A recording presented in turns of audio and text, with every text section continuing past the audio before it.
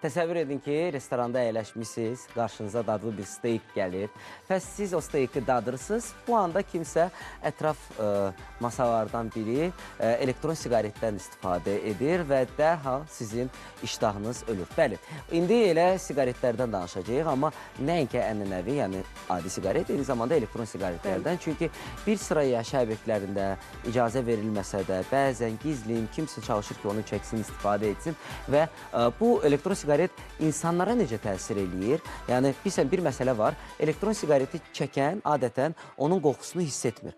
Amma ətraf kim əyləşibsə, onlar adətən o spesifik bir qoxu var, onu hiss edir və o biraz sözün əsl mənasında ürək bulandırır. Bəli, ənənəvi siqaretdən uzaqlaşmaq istəyən insanların seçimi elektron siqaretlər olur çox vaxt və düşünürlər ki, elektron siqaretlər ənənəvi kimi ziyan vermir. Amma nəinki özünüzə, sağlamlığınıza, eyni zamanda ətrafdakı insanlara da müəyyən formada zərər verə bilərsiniz və bugün elə yaşayış obyektlərində elektron siqaretlərin istifadəsi və insanların narazılıqlarından danışırıq. Görək elə bu obyektlərdə bu qaydalar nə cür tənzimlənir?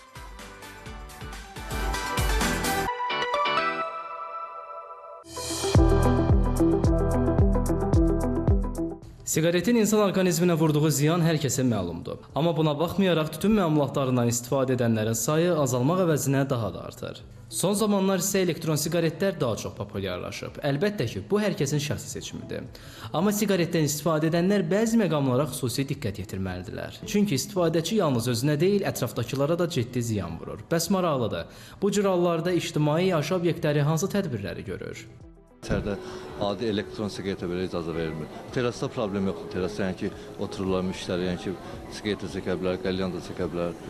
Amma içəri daxil olanda xeyr, icazə yoxdur. Niyə icazə verir? Çünki ailə masaları gəlir, istər-istəməz biri narahat olur, uşaqdır, ailədir, yaşlıdır. Yəni, onlar fikirləşib icazə vermir içəridə siqaret çəkməyə.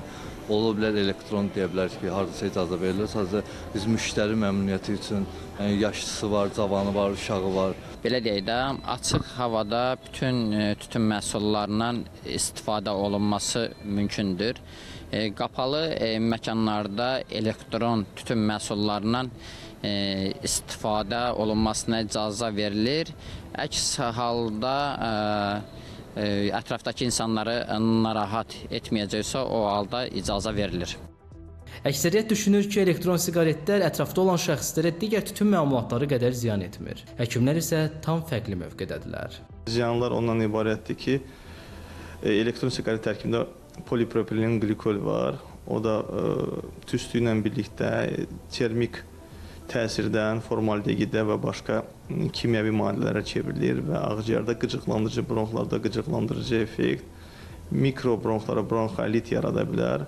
Bu da ciddi və nadir olan bir xəstəlikdir. Buna görə tövsiyəm odur ki, baxmayaraq bu elektron siqaret, onun istifadəsi maksimal azaltmaq və elektron siqaret çəkənlərin yanında çox təmasda olmamaq. İstər elektron, istərsə də ənənəvi siqaret. Hər ikisi orqanizm üçün zərərli maddələrlə zəngin olsa da istifadəsi qanunla qadağan edilmir. Amma dəyən zərəri kütləviləşdirməmək naminə hər kəsin adi etiket qaydalarına diqqət etməsi tövsiyə olunur. Ələkbər Saleh, Zaur Həşimov, Telesər.